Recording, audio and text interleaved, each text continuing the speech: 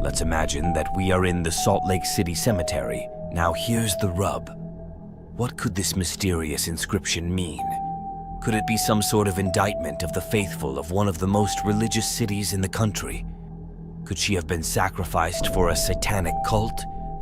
Could she have been a devil worshiper herself? Or was she the victim of a witch hunt? But these are all just rumors invented by intrigued residents to explain it away. And as always, there's someone who will come along and ruin it.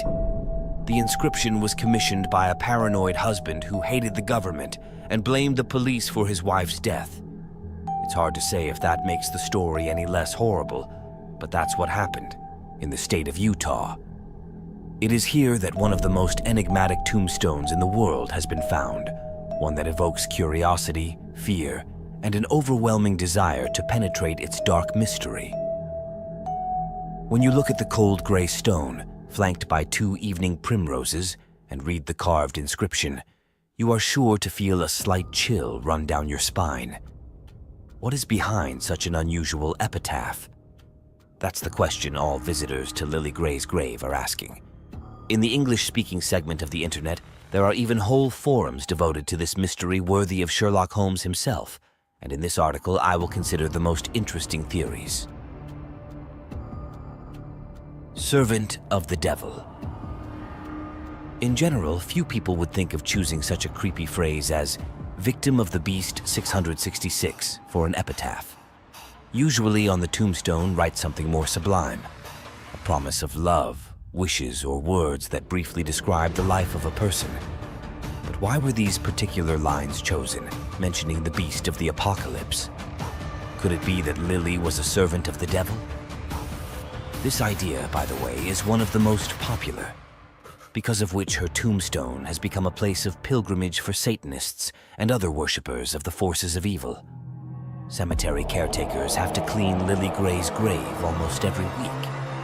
Fanatical visitors, who usually appear at night, perform terrible rituals there, leaving blood, pentagrams, candles, and other gruesome traces. Based on the facts. But it seems to me that to lift the veil of this mystery, it is best to stick to logic and objectivity. So, what are the credible facts known about Lilly E. Gray? After researching a number of sources, I was able to find out the following facts.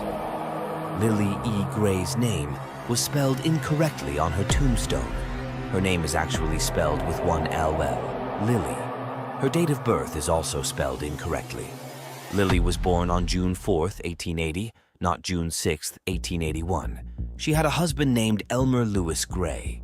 He died in 1964, 6 years after his wife, but his grave is a respectful distance from his wife's grave. It is also known that Lilly died a natural death 6 years after her marriage.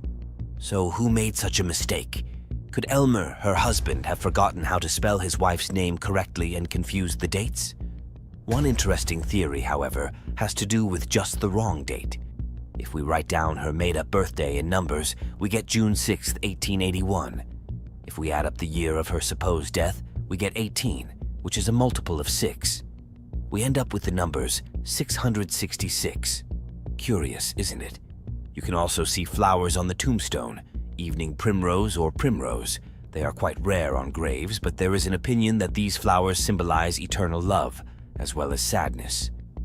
But if you look for references to primrose in antiquity, it turns out that once primrose was called Devil's Lantern, and it was particularly popular with witches. They, according to the beliefs, used these flowers to make all sorts of potions.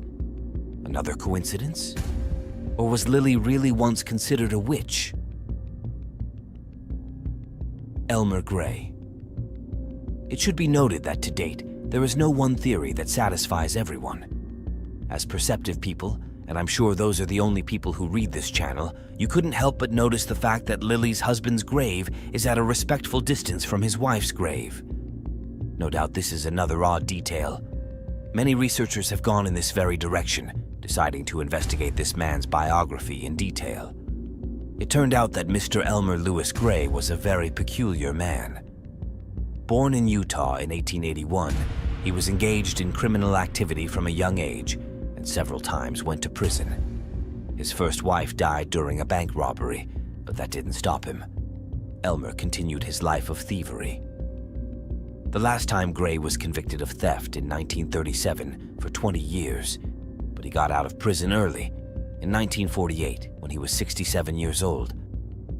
Of course, now he decided to forget about crime, but after spending so many years behind bars, he became critical of the police, the United States government, and much more. Elmer was a complicated man with a sarcastic temper, so it was strange that he could find a wife at the age of 71. He never tired of accusing American institutions of all sorts of sins, from bad coffee to high prices. And when his wife got sick and then died because she didn't get timely care, according to Gray, it's hard for me to imagine the extent of his outrage. Anyway, it was probably Elmer who ordered the colorful inscription on Lilly's grave. He may have seen it as another way to criticize the government, calling it a beast responsible for the death of a 78-year-old woman. This is even though medical experts believe she died of natural causes. What's your take on the victims of the Beast 666 epitaph?